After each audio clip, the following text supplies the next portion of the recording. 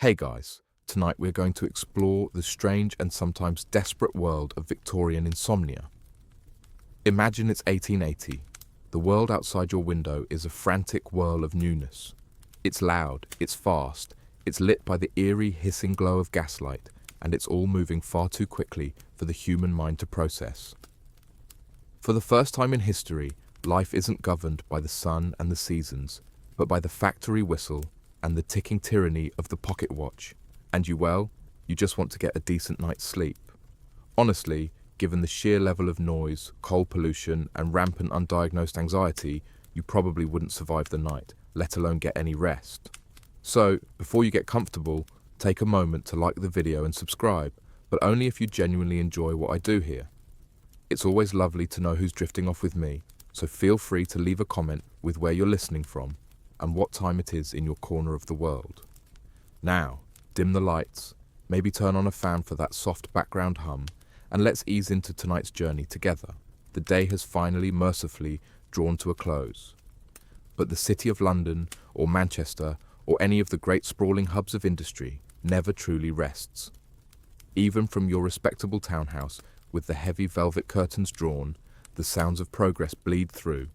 You can hear the distant rhythmic clatter of a horse-drawn omnibus on the cobblestones, the lonely cry of a street vendor selling oysters, and the low, ever-present rumble of the modern world. It's a world powered by steam and ambition, and it has fundamentally rewired the human experience. Your grandfather, a farmer, rose with the sun and slept when darkness fell. His anxieties were ancient and tangible: the harvest, the weather, the health of his livestock. Your anxieties are maddeningly abstract. Your mind is a catalogue of modern worries. Did your investments in the new railway shares perform as the papers predicted? Was that cough your youngest child has the beginnings of consumption, the white plague that haunts every family? Did Mrs. Henderson from next door notice that the polish on your front door knocker was less than immaculate? These are the ceaseless, churning thoughts of the burgeoning middle class, a class defined by its precarious position and its desperate need to maintain appearances. Every moment of your day is scheduled, from the morning constitutional to the evening meal, a rigid timetable designed to impose order on a chaotic world. Historians still debate whether the rigid Victorian obsession with timetables and moral productivity was a cause of this widespread anxiety, or merely its most visible symptom. Either way, when the time for sleep arrives, your mind refuses to obey the schedule. The very air you breathe is different. It carries the tang of coal smoke from 1,000 chimneys, a fine layer of soot that settles on every surface, inside and out. The gaslights that illuminate your home, a miracle of modern science, hiss softly and consume the oxygen in the room, leaving the air feeling thick and heavy.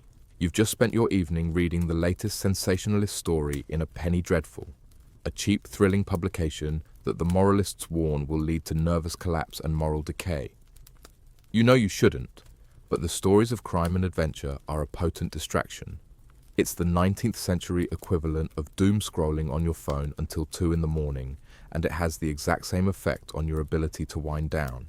This widespread feeling of being overwrought and perpetually on edge even has a name: neurasthenia. They call it Americanitis sometimes, a disease of modern civilization. A doctor might diagnose you with a simple case of nerves, a condition that's become almost fashionable in certain circles. It's a sign that you are sensitive, refined, and thoroughly modern. But the diagnosis doesn't make the sleepless nights any easier.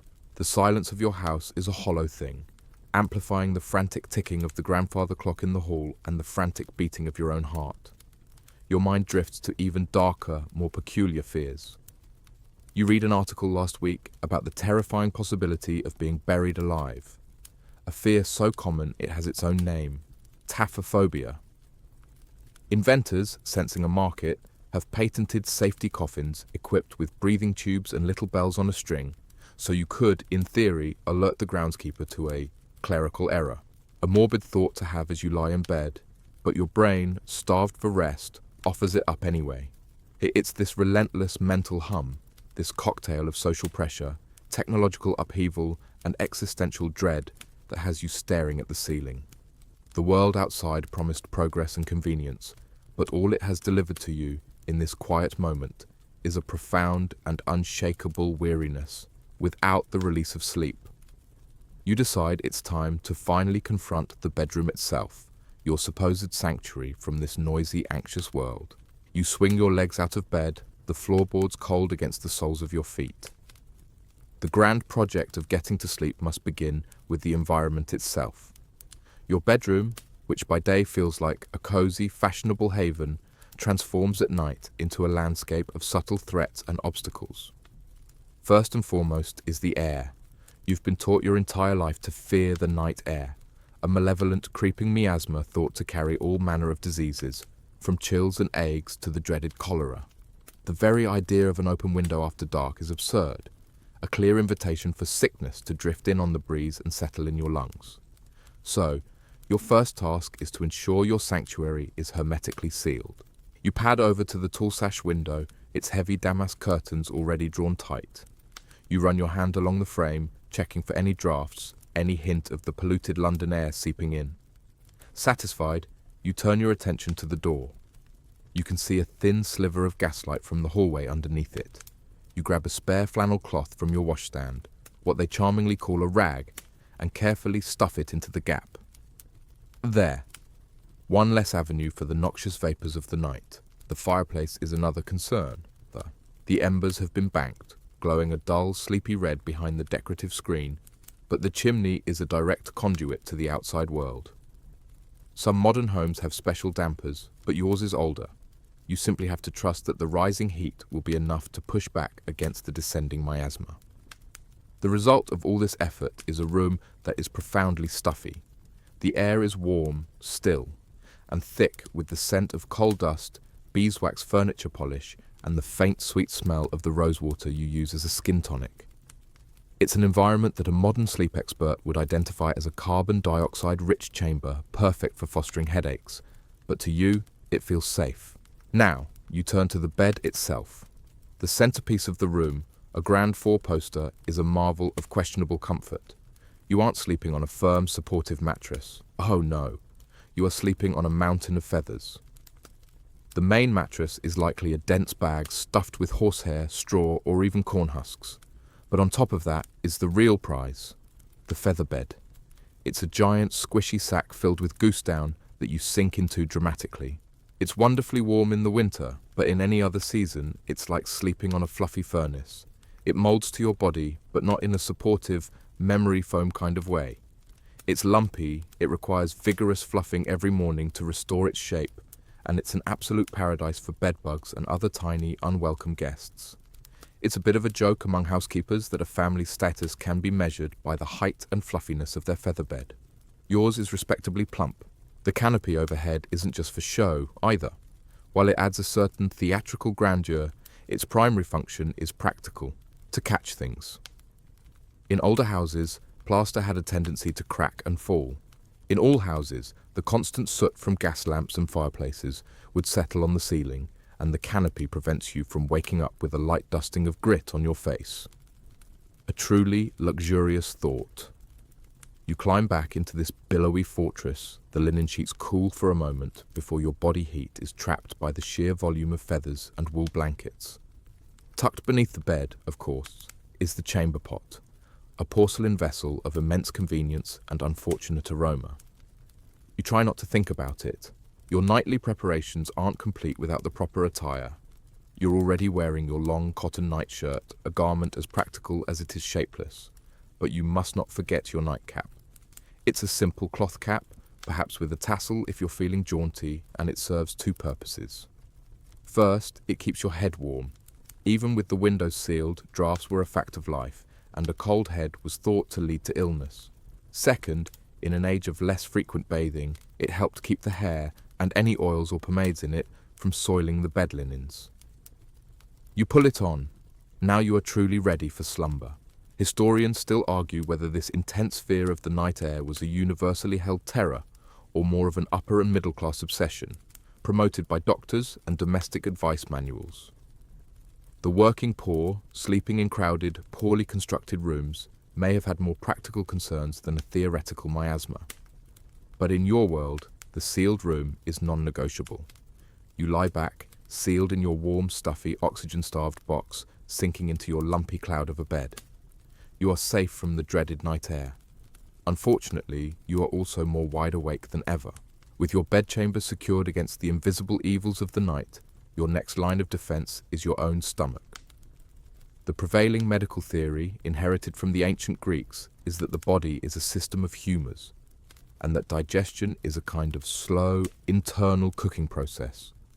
A peaceful night, therefore, requires a peaceful stomach, one that isn't working too hard. The Victorian diet, at least for the well-to-do, is famously heavy and elaborate, but the menu for an insomniac is a different beast entirely. It is a journey into the heart of blandness, a culinary landscape painted in shades of beige. You pad quietly out of your stuffy bedroom and down to the kitchen. The fires are out, the servants are asleep, and the large dark room is still and quiet, smelling of carbolic soap and yesterday's roast beef. Your target is the larder. You are in search of something light, something soporific. The ideal late-night meal, according to many household manuals and doctors, is a bowl of gruel. It's the quintessential food of the era, prescribed for the sick, the poor, and the sleepless. Gruel is, to put it mildly, an uninspiring dish. It is a thin, watery porridge, usually made from oats, but sometimes from barley or rice, boiled endlessly with water or milk. It is famously the meagre fare of the workhouse, as immortalized in Oliver Twist, but it's also considered a gentle, pre-digested food that won't tax your system. You find the pot of leftover gruel from the children's supper still sitting on the cold stove. It has congealed into a thick, gelatinous mass. You light a small spirit lamp, pour a little milk into a saucepan, and spoon a lump of the greyish goo into it, stirring as it slowly warms and dissolves back into a semi-liquid state. No sugar, of course. Sugar is a stimulant, a substance that excites the nerves. A pinch of salt is permissible, perhaps a tiny knob of butter if you're feeling truly decadent, but the goal is not pleasure. The goal is to fill the stomach with something warm and unassuming, a culinary ghost that will pass through your system without a fuss. As you stir the gently bubbling mixture, you might recall reading that some doctors recommend adding a spoonful of beef tea to your gruel. This isn't tea in the conventional sense, but rather the essence of beef, extracted by a long, slow simmering process, resulting in a savoury, broth-like liquid. The most famous brand, Bovril, was even promoted as a sleep aid, a nerve food that would soothe and restore. If gruel is too grim, another option is a piece of dry toast, not the warm buttered toast of the breakfast table, but a slice of bread, preferably a day old, toasted until it's hard and brittle. The theory is that the toasting process makes the bread more digestible. You nibble on a corner. It's like eating a rusk. The sheer monotony of the chewing is, in itself, somewhat calming. You wash it down with a glass of warm milk, the age-old remedy that has survived to this day. Some might add a dash of nutmeg, a spice believed to have sedative properties, but you must be careful. In larger quantities, nutmeg was known to be a powerful hallucinogen, a fact that the medical community was well aware of. A little quirk of the Victorian spice rack, a gentle sleep aid that doubles as a potent psychoactive if you get the dosage wrong. It's like being told to have a calming cup of chamomile, but if you use 2 tea bags, you might start talking to the furniture. Historians still argue whether the extreme blandness of the prescribed invalid diet was medically effective or simply a reflection of the Victorian moral belief that pleasure and excitement were inherently unhealthy.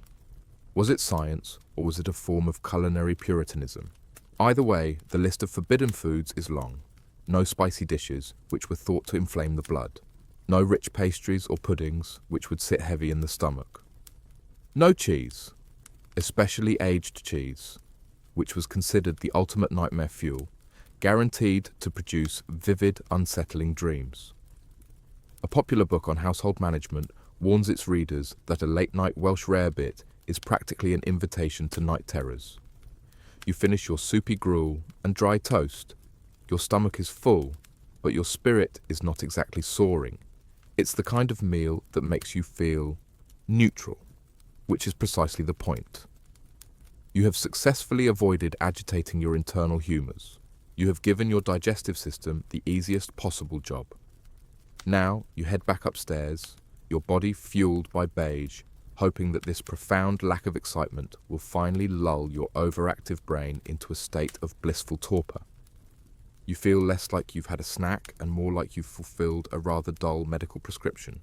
The bland meal sits in your stomach, a warm and neutral presence. Yet sleep remains elusive. Your mind continues to churn, replaying conversations and anxieties. It seems that a more forceful intervention is required, one that addresses the body's physical state, not just its fuel. And in the Victorian era, the most celebrated, prescribed, and frankly shocking physical cure for a host of nervous ailments is hydrotherapy, the water cure. It sounds gentle, like a spa treatment. It is anything but. Your first encounter with this peculiar therapy will not involve a warm, relaxing bath. That would be far too pleasant. Instead, you are to undertake the cold sitz bath. Following the instructions from your dog-eared copy of Dr. John Harvey Kellogg's, yes, that Kellogg, The Art of Massage, you trudge to your chilly washroom. You fill a small shallow tub with cold water. Genuinely cold, straight from the pump. The goal is not cleanliness, but shock. You are instructed to sit in this tub of icy water, just covering your hips and abdomen, for anywhere from 1 to 15 minutes. The shock of the cold is meant to draw the blood away from your overstimulated brain and down to your core, rebalancing your body's circulation and calming your racing thoughts. You lower yourself in.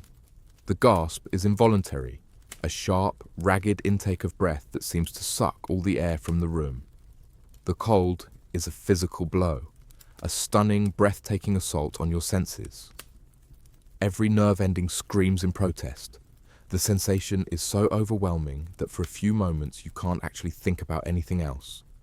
Your anxieties about railway shares and social etiquette are instantly vaporized, replaced by the singular, all-consuming thought, "This is incredibly cold." In a way, the theory works. It's hard to be anxious when your body is convinced it has been plunged into a frozen lake. You grit your teeth and endure it, counting the seconds, feeling the numbness spread. It's a truly bizarre form of meditation, achieving a clear mind through sheer, teeth-chattering misery. After a few minutes that feel like an eternity, you haul yourself out, shivering, and hastily dry off with a coarse linen towel. Your skin is pink and tingling. You do, admittedly, feel strangely invigorated, but not necessarily sleepy. But the sitz bath is just an introductory course. For the truly committed insomniac, there is the wet sheet pack. This is hydrotherapy's main event, and it was practiced in sanatoriums across Europe and America. Imagine being instructed to wrap yourself up like a human enchilada in cold, damp linens. First, a waterproof sheet is laid on the bed. Then a thick woolen blanket. On top of that goes a linen sheet that has been soaked in cold water and thoroughly wrung out. You lie down on this cold, clammy sheet, and the attendant, or in your case, your long-suffering self, wraps you in it tightly, tucking it in all around you. Then, the woolen blanket is wrapped around you. Then, another dry blanket on top of that. You are now immobilized, swaddled like a giant shivering baby in a damp woolen cocoon. The initial moments are, again, deeply unpleasant. The cold seeps into your bones. But then, a strange transformation occurs. Your body, in its desperate attempt to warm itself, begins to radiate heat. Slowly, miraculously, the cold, wet sheet begins to warm up. The moisture turns to a gentle steam, trapped by the outer layers of wool. After about 20 minutes, you are no longer cold. You are lying in your own personal steam bath, a warm, moist, and deeply calming environment. The tight wrapping provides a sense of security, much like a modern weighted blanket. Your breathing slows, the physical struggle is over, replaced by a profound, almost primal sense of comfort and containment. Historians still argue about the actual medical efficacy of hydrotherapy. Was it a legitimate therapeutic tool that manipulated the circulatory system, or was it a powerful placebo, its effectiveness rooted in the ritual, the shock, and the patient's belief that they were undergoing a serious medical procedure? One of the quirkiest and most telling fringe applications of the water cure was for a condition called cerebral hyperemia, a fancy term for having too much blood in the head, which was thought to cause insomnia. The prescribed cure: wearing cold, wet socks to bed. The idea was the same as the sitz bath, but on a smaller, more manageable scale. The cold on your feet would draw the blood downwards, away from the brain, promoting a gentle, gradual cooling of your overheated thoughts. You decide to skip the full wet sheet pack tonight. It feels like a two-person job, and opt for the wet socks instead. You pull on the damp, chilly pair and climb back into your featherbed fortress. The sensation is deeply strange. Your feet are cold and clammy, but the rest of you is warm. It's a localized, low-grade version of the hydrotherapy shock. And as you lie there, focusing on the peculiar sensation of wet socks under warm blankets, you realize you are no longer thinking about Mrs. Henderson's door knocker. You're just thinking about how weird your feet feel. And maybe, just maybe, that's a step in the right direction. The wet socks are a distraction, but a minor one. Your mind, a creature of habit, soon begins to wander back to its familiar anxious pathways. The hydrotherapeutic shock was temporary.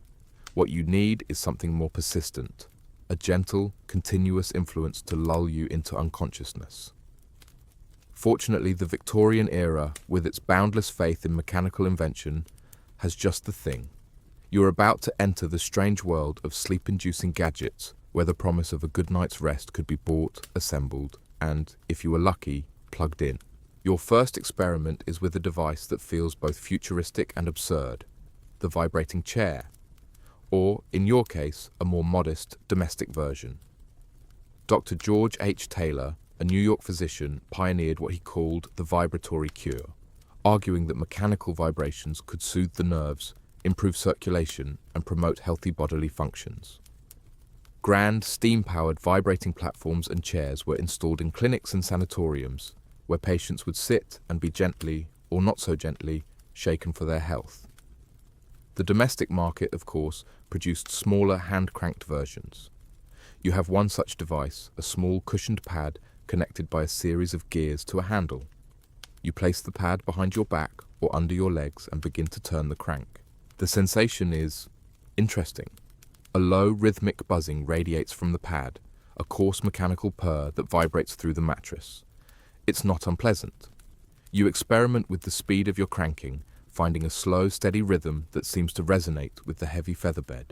It's a bit like being on a train, the gentle, monotonous juddering of the carriage rocking you into a state of drowsy submission. The sheer novelty of it is engrossing. You are, in essence, trying to manually vibrate yourself to sleep. It's a bit of a workout for your arm, which seems counterproductive to relaxation, but the constant, droning vibration does seem to be taking the edge off your mental chatter. The oral component is as important as the physical one. The low whirring of the gears is a form of white noise, a mechanical mantra that helps to crowd out other, more stressful thoughts. If manual labor isn't your style, and you are a person of significant means living in a city electrified for domestic use, you might invest in an electrical device. The turn of the century saw a boom in what was known as electropathy. Electricity was the great mystery of the age, a miraculous invisible force that could power cities and, it was believed, heal the body. Quack medical devices that delivered mild electrical shocks were advertised for everything from baldness to liver complaints. For the insomniac, there were electric belts or electric bands to be worn around the head. These devices contained small batteries or plates of dissimilar metals like zinc and copper, which, when moistened, would generate a tiny, almost imperceptible electric current. You own such a band.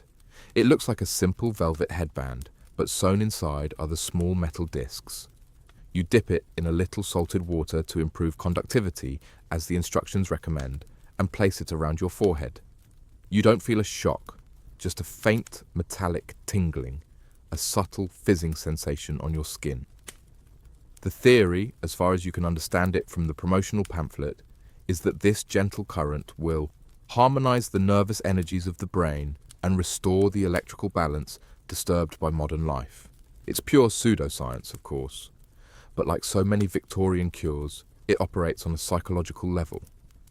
The ritual of preparing and applying the device, combined with the strange new sensation, gives you a feeling of control, a sense that you are actively combating your sleeplessness with the very latest in scientific wonders. Historians still debate whether the widespread faith in electropathy was driven more by genuine, if misguided, scientific curiosity, or by brilliant, opportunistic marketing that capitalized on the public's awe of electricity. One of the most peculiar and fringe inventions of the era was the rocking bed. Patented by a Dr. Miller in the late 19th century, it was a bed built on a rocking mechanism, often powered by a clockwork motor that you would wind up before getting in. The bed would then gently rock from side to side or head to toe for hours, mimicking the soothing motion of a cradle. It was a simple, ingenious idea, commercialized for an adult population desperate to be rocked to sleep like infants. While these were never a mainstream success, likely due to their expense and mechanical complexity, they represent the ultimate dream of the Victorian sleep gadgeteer, a machine that could automate the process of falling asleep entirely. You abandon the hand-cranked vibrator as your arm begins to ache. The electric headband continues to tingle faintly. You lie back, a 19th century cyborg, enhanced with low-grade mechanical vibrations and a mild electrical current. The world of gadgets has offered you a strange sort of comfort. It hasn't solved the root cause of your anxiety, but it has wrapped you in a cocoon of monotonous sensation. The hum, the buzz, the tingle, they are a buffer against the silence, a technological lullaby for a nervous age. And for a moment, it almost seems to be working. The gentle buzzing of your mechanical contraption fades as you tire of cranking, and the tingling from the electric headband becomes just another ignorable sensation. Sleep, true and deep, remains a distant shore. Your mind, ever resourceful in its quest for torment, begins to cycle through its worries once more.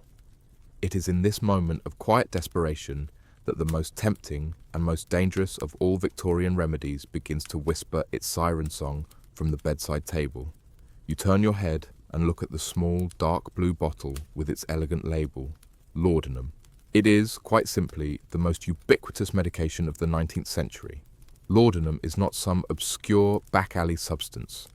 It is a tincture of opium, meaning powdered opium dissolved in alcohol.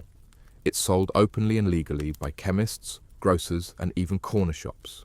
It's cheaper than gin and more readily available than clean water in some parts of the city. You use it for everything. A few drops for a headache, a spoonful for a cough or a cold. It's a sovereign remedy for diarrhea, for menstrual cramps, for rheumatism, and, most effectively, for calming the nerves and inducing sleep. The bottle in your cabinet is likely from a respectable brand, perhaps Godfrey's Cordial or Mrs. Winslow's Soothing Syrup, the latter of which was marketed heavily to mothers for quieting restless children. You know it works. A small dose, measured carefully with a dropper into a glass of water, will in about half an hour begin to wrap your frantic mind in a warm, fuzzy blanket. The sharp edges of your anxieties will soften and blur. The endless looping thoughts will slow down, becoming thick and syrupy until they finally drift away. It doesn't just bring sleep, it brings a profound sense of peaceful, detached euphoria. The world and its troubles will still be there, but they will no longer matter. For a few blissful hours, you will be insulated from it all. This is the great allure of laudanum. It medicates not just the body, but the soul. However, you're also not entirely ignorant of its dark side. You've read the sensational articles in the newspapers about opium fiends. You know the cautionary tales of famous literary figures. Thomas de Quincey published his famous Confessions of an English Opium Eater back in the 1820s, and the works of poets like Coleridge and Shelley are shadowed by the drug. You know that dependence is a real and terrible risk. You've seen people in your own social circle become thin, pale, and listless, their lives revolving around their daily dose. The cure for a temporary affliction like insomnia can all too easily become a permanent and life-destroying habit. The line between medicinal use and addiction is terrifyingly fine, and millions of Victorians from every social class walked it every day. Historians still argue about the extent to which the Victorians truly understood addiction as a medical condition versus a moral failing. While some doctors were beginning to recognize the physiological nature of opiate dependence, the prevailing societal view was that addiction was a weakness of character, a surrender to vice.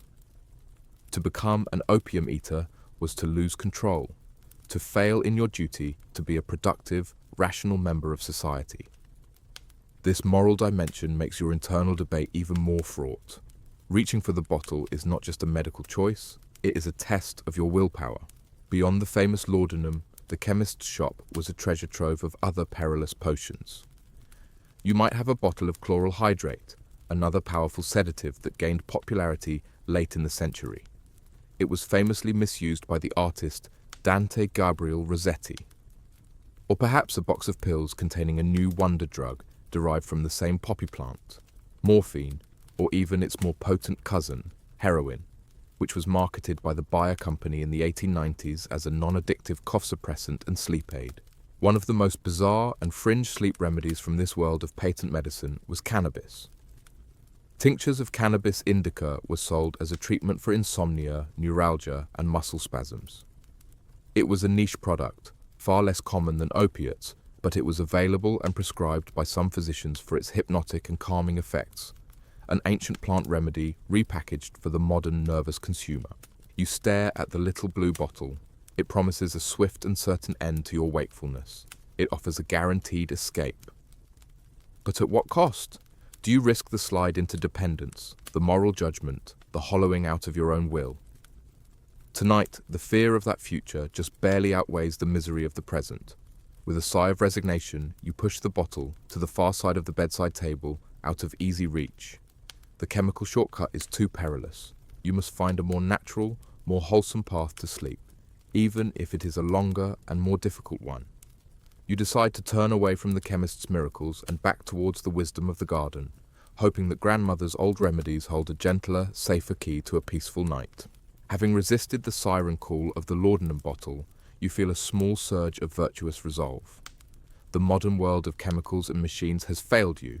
It's time to retreat into the older, greener world of herbal folk wisdom. This is the realm of the kitchen garden, the country still room, and the remedies passed down through generations of women. It's a gentler, quieter magic, one that smells of dried leaves and flowers rather than alcohol and ether. Your first and most famous herbal ally in the fight against sleeplessness is the hop. Yes, the same fragrant, cone-like flower that gives beer its bitter flavor. For centuries, long before it was a key ingredient in brewing, the hop vine, Humulus lupulus, was known for its sedative properties. The folk knowledge was so widespread that even King George III was famously prescribed a hop pillow to soothe his troubled mind and help him sleep during his bouts of illness. The idea is wonderfully simple. You take a small pillow or a sachet of soft linen and stuff it full of dried hop flowers. The science behind it, which the Victorians were just beginning to understand, is that the hops release volatile oils and a compound called lupulin, which have a mild narcotic and calming effect when inhaled. You, of course, have such a pillow. It was likely made by your housekeeper, or perhaps even yourself during a quiet afternoon. You retrieve it from the linen press, where it has been stored to keep it fresh. The scent is complex and deeply earthy, a little bit grassy, a little bit floral, with that characteristic bitter undertone. It's the smell of a country brewery on a warm day, a scent that is inherently sleepy and bucolic. You place the hot pillow next to your regular pillow, positioning it so you can inhale the gentle aroma as you lie down. The effect is not dramatic or immediate like a drug. It's a subtle, creeping drowsiness, a gentle nudge rather than a forceful push towards sleep. You breathe in the pastoral fragrance, and for a moment, the soot-stained, gas-lit city outside your window feels a million miles away. If the aroma isn't enough, you can always ingest your herbal remedies. You head back down to the quiet kitchen to brew a cup of calming tea. The Victorian herbal repertoire for sleep goes far beyond the chamomile we know today, though that is certainly a staple. You have a small collection of dried herbs in labelled tins. There's chamomile, of course, with its apple-like scent, known for soothing the stomach and the nerves. There's also lemon balm, a member of the mint family, with a bright, citrusy fragrance believed to gladden the heart and chase away melancholic thoughts. You might have a tin of linden flower or lime blossom, a popular European remedy praised for its ability to calm restlessness. You choose a blend tonight, a pinch of this and a pinch of that, letting the leaves and flowers steep in a cup of hot water. As the steam rises, it carries the combined fragrances, a gentle floral perfume that is calming in itself. You sweeten it with a small spoonful of honey, a natural indulgence that feels more wholesome than refined sugar. Sipping the warm tea is a ritual of self-care. It's slow, it's deliberate, and it's warm. It is the antithesis of the frantic, anxious energy you've been battling all night. Historians still debate the true pharmacological power of these gentle herbal teas versus their significant placebo effect. Was it the active compounds in the plants, or the comforting, psychologically powerful ritual of brewing and sipping a warm, fragrant beverage that actually did the trick? The answer is likely a bit of both. One of the more peculiar and less common herbal traditions involved not a drink or a pillow, but a sleep pomander. This was a small ball or sachet filled with a mixture of sleep-inducing herbs and spices, which you would hold in your hand as you lay in bed. The recipe might include the usual suspects: hops, chamomile, lavender, but could also feature more exotic ingredients like powdered orris root, cloves, and nutmeg. The idea was that the gentle warmth of your hand would release the aromas, and the physical act of holding the object would serve as a comforting, tactile focus point, a bit like a modern stress ball. It's a lovely, multisensory approach to relaxation. You finish your tea and head back upstairs, the hot pillow awaiting you. You have engaged in a series of small, quiet rituals that connect you to an older, slower time. You've inhaled the scent of a country field and tasted the sweetness of flowers. There has been no shock, no vibration, no chemical intervention. Instead, you have wrapped yourself in the gentle, unassuming power of plants. You lie back down, your head next to the fragrant pillow, the warmth of the tea spreading through your limbs. The air in your stuffy room is now layered with the earthy scent of hops and the faint floral notes of your herbal brew. It is a noticeable improvement. The anxiety has not vanished, but it seems to have retreated to a safer distance. You are not asleep yet, but for the first time tonight, you feel a genuine sense of peace settling over you. The herbal tea has warmed you, and the scent of the hot pillow is a gentle, pastoral whisper in the stuffy air of your bedroom. But as you lie there, another, more insidious aspect of Victorian sleeplessness begins to creep into your thoughts. It's the idea that your inability to sleep is not just a medical problem, but a moral one. In a society that prized productivity, self-control, and piety above all else, insomnia was often viewed as a symptom of a disordered character, a sign that your mind and soul were not properly regulated. The cure, therefore, was not just physical, but ethical. You needed to cultivate a sleepy soul. The most commonly prescribed moral cure for a racing mind was to read something profoundly, unshakably dull. This wasn't a joke, it was serious medical and social advice. The popular domestic manuals and health guides of the day are full of such recommendations. You are instructed to avoid all exciting literature in the evening, no sensational novels, no thrilling tales of adventure or romance, no ghost stories. These things overexcite the brain, leaving it in a state of agitated wakefulness. Instead, you should turn to literature that is worthy, educational, and most importantly, stupefyingly boring. You glance at your bedside table, alongside the tempting bottle of laudanum and the copy of the latest penny dreadful you've hidden from your spouse. There is a book placed there for this very purpose.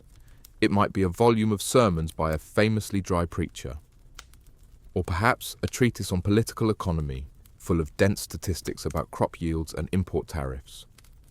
James Beattie's Elements of Moral Science was a popular choice for this kind of intellectual anesthetic.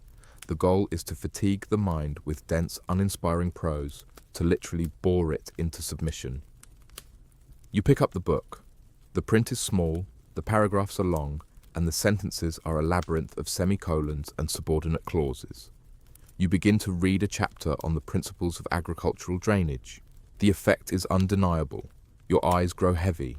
Your mind, which was just moments ago leaping from anxiety to anxiety, is now forced to trudge through a swamp of tedious information. You read a sentence, then read it again, realizing you absorbed none of its meaning. The sheer effort of focusing on the turgid text is exhausting. This is the 19th century equivalent of trying to fall asleep by reading the terms and conditions of a software update. It's a form of mental brute force. You are not calming your mind. You are bludgeoning it with boredom. After a few pages, you can barely keep your eyes open. The book slips from your fingers and lands with a soft thud on the thick carpet. The cure works, though it feels less like a gentle lullaby and more like a mild concussion. If a boring book wasn't sufficient, the next step on the moral cure ladder was prayer and spiritual contemplation. For the devoutly religious Victorian, a restless night was an opportunity for introspection. Was there some unconfessed sin on your conscience? Some worldly attachment that was disturbing your spiritual peace? The advice would be to turn your thoughts toward God, to meditate on Scripture, preferably the less narrative-driven parts, like the genealogies in the Book of Chronicles, or to engage in quiet, repetitive prayer. This practice served a dual purpose. It fulfilled a religious duty, but it also functioned as a powerful form of meditation, focusing the mind on a single, solemn subject and pushing out the chaotic noise of daily life. Historians still debate the degree to which this advice was genuinely about spiritual health versus social control, a way of reinforcing piety and conformity even in the most private moments of distress. One of the more fringe and slightly comical manifestations of this idea was the concept of thought regulation. Some secular self-help gurus of the era developed complex systems for managing one's thoughts. You might be instructed to visualize a calming, repetitive scene like sheep jumping over a fence, the ancestor of our modern counting sheep. Or you might be told to methodically list in your mind all the counties of England or the kings and queens of history in chronological order. A particularly quirky piece of advice was to try and mentally reconstruct the floor plan of your house in perfect detail, from the position of the furniture to the patterns on the wallpaper. The goal was to occupy the thinking part of the brain with a task so monotonous and requiring such low-level, orderly concentration that the anxious part of the brain didn't have room to operate. You lie in the darkness, the sermon book on the floor. You've attempted to pacify your mind through intellectual exhaustion. You have considered your moral and spiritual state. You've even tried to mentally catalogue all the blue objects in the room. This approach to sleep is a deeply Victorian one. It assumes that the mind is a machine that can be regulated, a muscle that can be fatigued, and a soul that can be chastised into quietude. It's a battle of wills, you against your own consciousness. And while you feel a profound weariness settle over you, a small, rebellious part of your brain still jitters with energy. The moral cure has taken you to the brink of sleep, but it seems one more physical push might be needed to finally tip you over the edge. The moral weight of your wakefulness is heavy, and the dense prose of the sermon book has left your mind feeling thick and groggy, but still, sleep is not absolute. There is a lingering physical restlessness, a sense that your body, cooped up all day in a drawing room or an office, has not earned its rest. This brings you to one of the great Victorian cure-alls, a prescription so universal it was applied to everything from a weak constitution to a broken heart: the long, monotonous walk. Exercise, in the Victorian mind, was not about athletic performance or aesthetics. It was about health, duty, and the expenditure of nervous energy. Doctors prescribed walking with the same gravity they prescribed medicine. A daily constitutional was a pillar of the middle-class routine, a non-negotiable part of a well-ordered life. For the insomniac, the prescription was simply more of the same. If you cannot sleep, it is because your body retains a surplus of energy. You must, therefore, walk it out. The ideal walk for sleep was not a brisk, invigorating hike, but a long, steady, and somewhat boring one. The goal was to achieve a state of pleasant, thought-numbing fatigue. Since it is the middle of the night, a walk through the gaslit streets of London is out of the question, far too dangerous and stimulating. This is a cure to be prepared for in advance. So, let's imagine it is the afternoon before your sleepless night. You don your sturdy walking boots, your hat, and a practical tweed coat and set out. Your destination is not exciting. You are not heading to a bustling market or a fashionable shopping arcade. You're heading to one of the new sprawling public parks. Or, if you live in a more suburban area, you are simply walking along a quiet, respectable road again and again. You walk with a purpose, but it is a purpose of pure attrition. You are walking to tire yourself out. Your pace is steady, your posture upright. You are not meant to be dawdling or window shopping. You are performing a therapeutic task. The rhythm of your own footsteps becomes a kind of mantra. Left, right, left, right, on the gravel path. You pass the same melancholic-looking willow tree, the same primly planted flower bed, the same bench with the same elderly gentleman reading his newspaper. The repetition is key. It discourages active, engaged thought and encourages a state of mild, meditative detachment. Your mind begins to empty, filled only by the simple mechanics of walking and the muted scenery around you. This was the age of pedestrianism. Walking long distances was a popular spectator sport, and professional walkers were minor celebrities. This cultural obsession with walking lent a certain scientific and moral authority to the act. You are not just aimlessly wandering, you are participating in a respected, health-giving activity. This belief system is powerful. As you walk, you can feel yourself fulfilling a doctor's order, actively taking control of your health. Every step is a deposit in the bank of a good night's sleep. Historians still debate how much the rise of the urban park was a deliberate response to public health crises, including these diseases of the nerves. Were these green lungs for the city designed as much for mental sanitation as they were for physical recreation? For a truly fringe and peculiar take on the ambulatory cure, some health reformers advocated for backwards walking. The theory was that walking backwards required more concentration and used different muscle groups, thus providing a more thorough and mentally absorbing workout. It was also thought to unwind the forward-moving tension of a busy day. It's a wonderfully bizarre image, a respectable Victorian gentleman in his top hat, grimly walking backwards around a park square, all in the desperate pursuit of sleep. It was, needless to say, not a mainstream practice, but it perfectly illustrates the Victorian willingness to try almost any systematic, effortful approach to a problem. After an hour, or perhaps two, you return home. Your legs ache with a dull, satisfying weariness. Your skin tingles from the cool air. You have physically earned your rest. Now, back in the present, lying in your bed, you can feel the ghost of that walk in your muscles. It's a deep, heavy feeling, a physical anchor that seems to pull you down into the feather mattress. The mental restlessness that has plagued you all night is finally being matched by a profound bodily fatigue. You have walked your nervous energy into the ground, leaving it behind on the gravel paths of the park. Your thoughts are no longer racing. They are plodding, just like your footsteps did hours ago.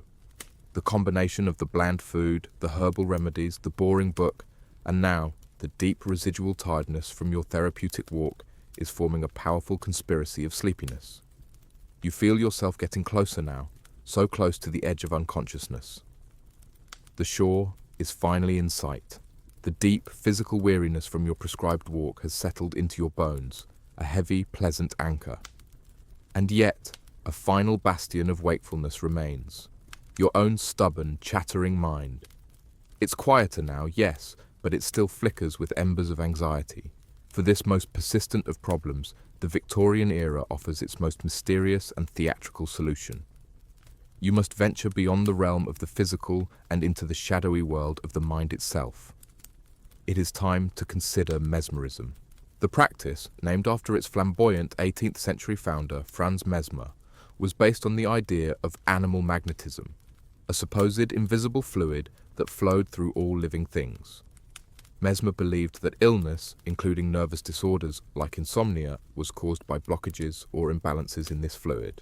A skilled mesmerist could, he claimed, manipulate this fluid through a series of gestures, gazes, and hypnotic passes, restoring harmony and inducing a trance-like state that was deeply therapeutic. By your time, in the mid to late 19th century, Mesmer's original theories had been largely debunked by the scientific establishment, but the practice lived on, evolving into what was more commonly called hypnotism. It had shed some of its more outlandish theatricality, but retained an aura of mystical power. You wouldn't necessarily visit a public mesmerist on a stage. That was entertainment. Instead, you might consult a specialist physician who practiced hypnotic suggestion in a clinical setting, or you might even try to practice a form of self-hypnosis based on techniques described in popular books. The process is one of focused relaxation. You lie perfectly still in your bed, your hands resting gently at your sides. The instructions tell you to fix your gaze on a single point. It could be a spot on the ceiling, or better yet, a small shiny object. You might use the crystal stopper from a perfume bottle or a silver locket, holding it up in your line of sight. You stare at the object, forcing your eyes to remain fixed. The goal is to fatigue the optic nerve and, by extension, the part of the brain responsible for active attention. As you stare, you begin a series of slow, deep breaths, just as the manual instructs. You are told to begin repeating a simple, soothing phrase to yourself. A suggestion. Something like, "My limbs are growing heavy," or "A deep, restful sleep is coming over me." You repeat it over and over, your voice a silent whisper in your own mind. At first, it feels ridiculous, a silly game. But as you persist, something strange begins to happen. The intense focus on the shiny object makes your eyelids feel incredibly heavy. The monotonous repetition of the phrase starts to crowd out all other thoughts. The shiny object begins to blur. Your arm aches from holding it up. You let it fall. You close your eyes. The world outside vanishes, and you are left with only the darkness and the sound of your own mantra. My limbs are growing heavy. You test this suggestion. You try to think about lifting your arm, and it does, in fact, feel like it's made of lead. A deep, restful sleep is coming over me. You can feel a wave of pleasant lethargy washing over you, a feeling distinct from the simple physical tiredness you felt before. It's a mental surrender. You are not fighting your wakefulness anymore. You are actively, deliberately coaxing your own mind into a different state of consciousness. Historians still debate the relationship between Victorian mesmerism and modern clinical hypnosis. Was it the dawn of psychotherapy, an early intuitive exploration of the power of suggestion and the unconscious mind, or was it the last gasp of an unscientific, mystical tradition? The practice was not without its strange and sensational side. The public was fascinated and a little frightened by the idea of mind control. Newspapers were full of stories, both real and imagined, of powerful mesmerists who could command their subjects to do anything. This element of surrender, of giving up control of your own mind to another person, was both terrifying and, for some, deeply alluring. For an insomniac plagued by an overactive, controlling mind, the idea of simply handing over the reins to someone else for a while could be incredibly appealing. A particularly fringe belief was that a mesmerist could project sleep into a patient from a distance, a sort of psychic sleep-by-post service. You could, in theory, hire a mesmerist to think sleepy thoughts at you from across town. You are not employing a professional tonight. You are your own mesmerist. You have successfully narrowed your focus, quieted your inner monologue with a simple, repetitive suggestion, and induced a state of profound relaxation. You are hovering in that strange, pleasant space between wakefulness and sleep, the hypnagogic state where thoughts become fluid and dreamlike. You have, through sheer force of will and a bit of focused suggestion, tricked your brain into letting go. The last vestiges of your anxiety dissolve into the warm, heavy darkness. You have journeyed through stuffy rooms, bland diets, cold baths, buzzing gadgets, and boring books. You have faced the temptations of chemistry and the comforts of the garden. And now, in the quiet theatre of your own mind, you have finally found the switch. You are drifting finally, peacefully, into the sleep you have so desperately sought. You are drifting now, in that soft, liminal space before sleep fully takes hold. But even here, in the hazy borderlands of consciousness, a specific set of anxieties might surface if you are a woman in this era. The cures and causes of insomnia were not universal. They were filtered through the rigid lens of Victorian gender roles. While a man's sleeplessness might be blamed on the pressures of business or intellectual strain, a woman's was often attributed to her inherently more delicate, nervous, and emotional nature. The cures prescribed for you as a woman are subtly different, tinged with a unique blend of paternalism and condescension.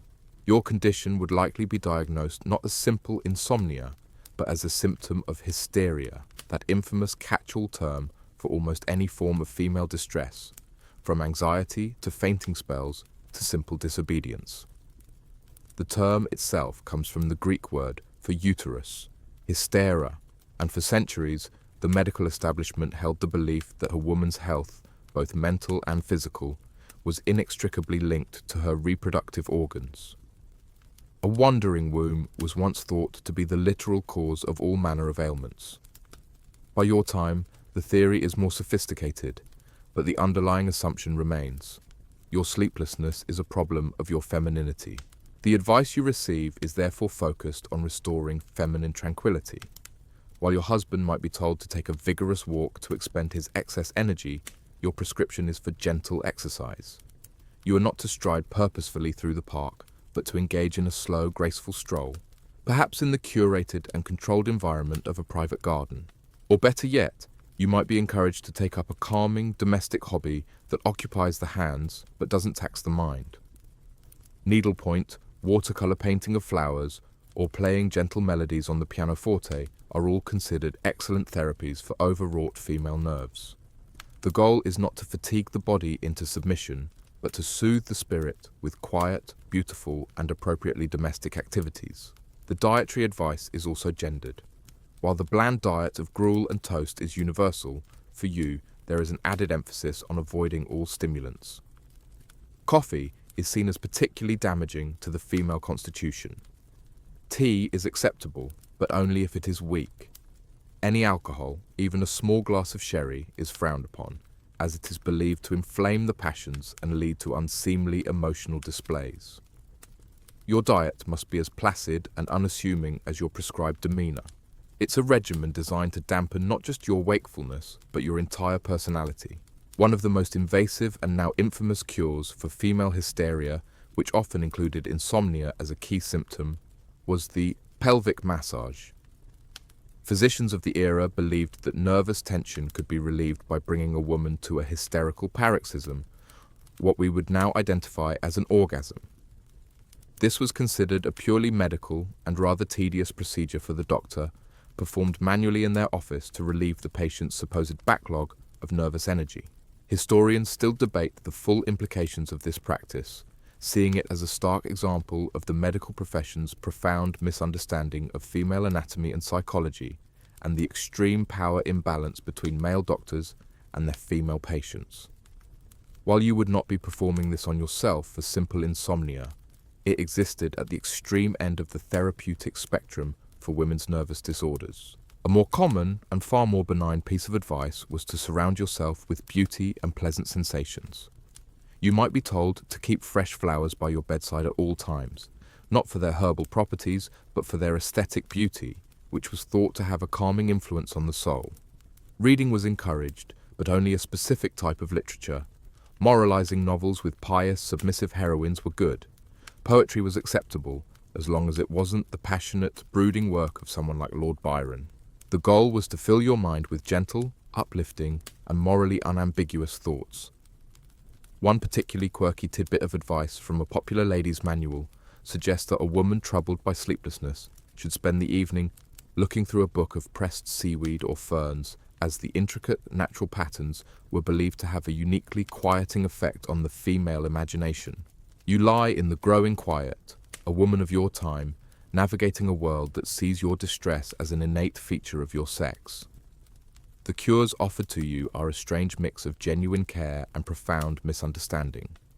They aim to wrap you in a cocoon of gentleness, quietude, and domesticity, protecting you from the harsh, stimulating world outside. It's a cure by reduction, a therapy of subtraction designed to pare away your anxieties by paring away your agency. As you finally begin to sink into the sleep you've craved, you are not just a person drifting off. You are a Victorian woman, successfully pacified. As your own consciousness finally begins to dissolve into the soft darkness of sleep, your mind might drift to the other inhabitants of the house. Sleep is not just a personal struggle, it is a household concern, and nowhere is this more true than in the nursery. The cry of a sleepless baby or a restless child can disrupt the entire domestic ecosystem. The Victorian approach to hushing the nursery and ensuring children slept through the night was a serious business, employing a mixture of rigid scheduling, folk wisdom, and some truly alarming chemical interventions. The foundation of a sleepy nursery is, just as for an adult, a strict and unyielding routine. From the moment of birth, a middle-class child is governed by the clock. Feeding times, nap times, and bedtimes are rigorously enforced.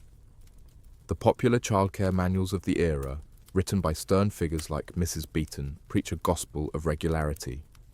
A baby is not to be fed or comforted simply because it cries. It must learn to adapt to the household schedule. This cry it out method, which still sparks debate among parents today, was considered essential for cultivating a good baby, one who did not impose its own chaotic will upon the well-ordered home. The belief was that you were not just training the child to sleep, but instilling the virtues of discipline and self-control from the earliest possible age. The nursery environment itself is carefully managed. Like your own bedroom, it is kept warm and sealed against the dreaded night air. The child sleeps in a sturdy wooden or iron cot, often with high sides to prevent escape. A popular feature is a canopy, not just to catch dust, but to be draped with thick fabric, creating a dark, enclosed, and somewhat airless little tent. This was thought to be calming, reducing stimulation, and encouraging the child to settle. For a very young infant, rocking was a universally accepted sleep aid. The image of a mother or nursemaid in a rocking chair, gently lulling a baby to sleep, is an enduring one. For the more technologically inclined family, there were even clockwork-powered rocking cradles, the ancestor of the adult rocking bed we encountered earlier, that could be wound up to rock the baby for a set period. When routine and rocking failed, however, parents often turned to the chemist's shop. And this is where the story takes a darker turn. The same soothing syrups marketed to adults were sold, often in more appealingly flavoured versions, for children. The most infamous of these was Mrs. Winslow's soothing syrup. Its advertisements, featuring beatific images of serene mothers and sleeping babies, were ubiquitous. The syrup was a phenomenal commercial success, a godsend for exhausted parents. It promised to relieve teething pain, colic, and general fussiness, and to grant the entire household a peaceful night's sleep. The problem was its active ingredient, morphine. The syrup was, in essence, a bottle of sweetened laudanum for babies. Parents, often unknowingly, were administering a powerful opiate to their infants. The syrup worked, of course. A dose would quiet a crying baby with frightening efficiency, sending them into a deep, often stuporous sleep. But the cost was immense. Countless children died from accidental overdoses, and many others became addicted in their own cradles, suffering from withdrawal symptoms when the syrup was withheld. The press eventually began to refer to these concoctions as baby killers, and a slow-moving public health campaign began to raise awareness of their dangers. Historians still debate the culpability of the parents. Were they ignorant victims of predatory marketing, or was there a degree of willful blindness, a desperate willingness to use anything that would grant them a moment's peace? For those who shied away from the more potent patent medicines, there were still other, slightly less terrifying options. Gripe water, a remedy that still exists today, was invented in the 1850s and originally contained a mixture of dill oil, sodium bicarbonate, and a significant amount of alcohol. The alcohol likely did most of the soothing. A peculiar fringe remedy, rooted in folk magic, was to place a pair of open scissors under the baby's mattress to cut the pain of colic or teething. Another was to tie a small bag of anise seeds around the baby's neck, believing the scent would be calming. These practices, while medically useless, were at least harmless, representing a desperate grasp for any remedy that didn't come from a bottle with a skull and crossbones on the label. Your own children are, thankfully, quiet tonight, sleeping soundly in their own regulated, sealed-off world. Their peace is a testament to the power of the Victorian nursery system, a system of rigid schedules, environmental control, and, lurking in the medicine cabinet, a chemical arsenal of terrifying power.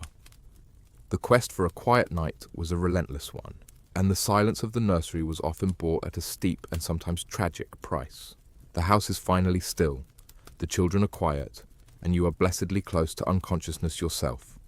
But what if all these measures, the bland food, the cold baths, the boring books, the laudanum you wisely avoided, had failed? For the most severe, intractable cases of insomnia, the Victorian world had a final drastic option: a visit to the alienist at the local asylum. This was not a decision taken lightly. It represented the moment a personal trouble became a public problem, a domestic crisis escalated into a medical one. The very word asylum conjures images of gothic horror, of barred windows and shrieking patients. And while the reality in many institutions could be grim, the original Victorian ideal was one of sanctuary and cure. The alienist, the 19th century precursor to the modern psychiatrist, was a new kind of medical specialist. They believed that mental illness or lunacy was not a sign of demonic possession or moral corruption, but a disease of the brain that could be treated with science and compassion. The asylum was meant to be a place of moral treatment, a structured, peaceful environment where the patient's mind could heal, far from the stresses of the modern world that were believed to have caused the breakdown in the first place. If your sleeplessness was chronic and severe, perhaps accompanied by deep melancholy or agitated behavior, your family doctor might recommend a stay. You would be admitted to a private asylum, one that catered to the middle and upper classes. These institutions were often built in the countryside, grand, imposing buildings set in beautifully landscaped grounds. The theory was that the clean country air and the serene natural beauty would have a therapeutic effect. The entire environment was engineered for tranquility. Your days would be rigidly structured, filled with calming activities, gentle gardening, listening to music, attending lectures, and, of course, taking long prescribed walks around the estate. The alienist would study your case. They would ask about your habits, your diet, your worries, and your family history.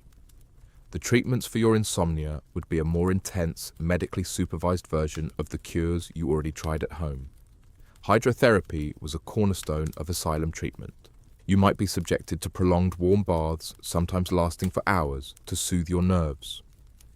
The wet sheet pack, which you found too complicated to try yourself, would be administered by trained attendants. The alienist might also prescribe medication, but with more precision than the over-the-counter soothing syrups. They had access to a wider range of sedatives, including bromides, which were used extensively to calm epileptic seizures and nervous agitation, and the aforementioned chloral hydrate.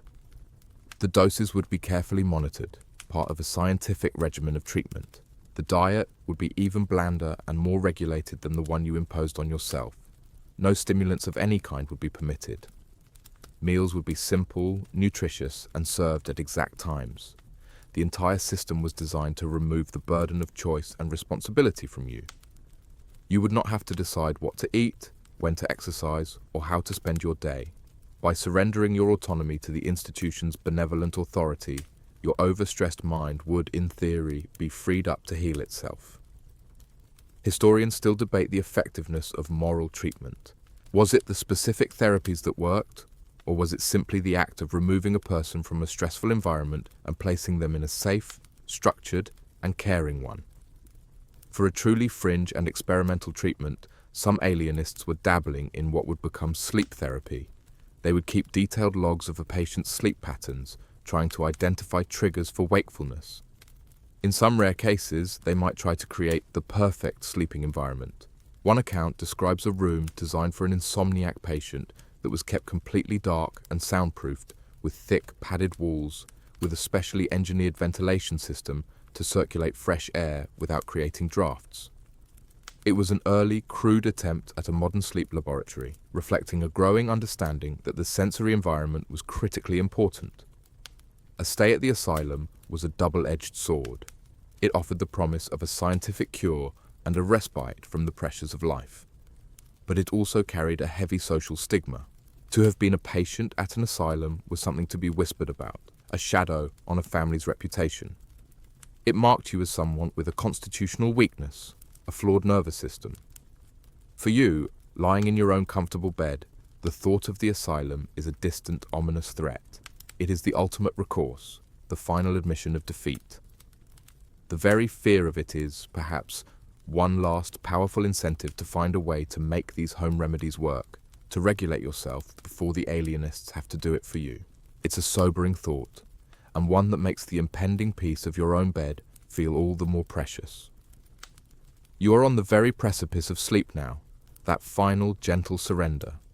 The accumulated weight of all your efforts, the bland food, the weary muscles, the bored mind, the soothed nerves, is pulling you down. As you drift in this final stage of consciousness, your thoughts turn from the cures themselves to the future. You are living in an age of breathless scientific discovery. If they can build bridges of steel and send messages through wires, surely, one day, they will conquer the simple mystery of sleep. You are witnessing, without quite realizing it, the slow, clumsy dawn of modern sleep science. For centuries, sleep was a philosophical or a moral issue.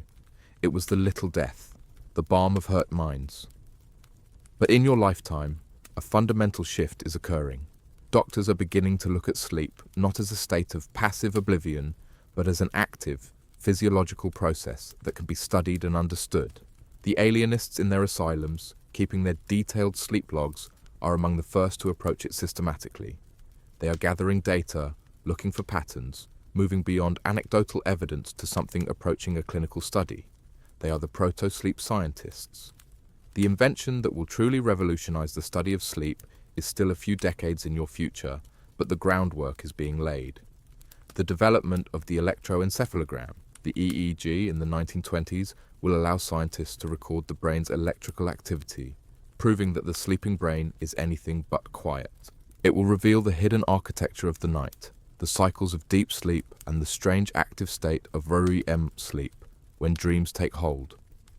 All of your efforts tonight, the cold baths to draw blood from the brain, the electric headbands to harmonize its energies, are crude, fumbling attempts to influence a complex biological process that you can only guess at. But even now, new theories are challenging the old ways. The ancient humoral theory, which saw digestion as a form of cooking, is slowly giving way to a more modern understanding of chemistry and metabolism. The fear of night air is being challenged by the new germ theory proposed by Louis Pasteur and Robert Koch. A growing number of progressive doctors and thinkers, like Florence Nightingale, are championing the importance of fresh air and good ventilation, arguing that a stuffy room is a sick room. The very bedroom you so carefully sealed against the miasma is beginning to be seen by some as an unhealthy, carbon dioxide-filled trap. You are living on the cusp of this change, caught between the old fears and the new knowledge. The understanding of sleep-inducing drugs is also evolving. The blind faith in patent medicines is starting to wane as stories of addiction and overdose become more common. Medical researchers are beginning to isolate the active compounds in plants like the opium poppy, leading to the creation of synthesized drugs like barbiturates, which will become the next generation of sleeping pills. This marks a crucial shift from the natural herbal remedy to the scientific pharmaceutical one. The search is on for a perfect soporific, a pill that can induce a natural-seeming sleep without the dangerous side effects and addictive potential of the opiates you wisely shunned. It will be a long and often disastrous search. Historians still debate whether the move from laudanum to barbiturates and later benzodiazepines represented true medical progress, or simply the trading of one set of problems for another. Even the psychological approaches are becoming more refined. The vague idea of mesmerism is splitting into two paths. One will lead to stage hypnotism and entertainment. The other, more serious path, championed by figures like Jean-Martin Charcot in Paris and, later, his student Sigmund Freud, will evolve into psychoanalysis.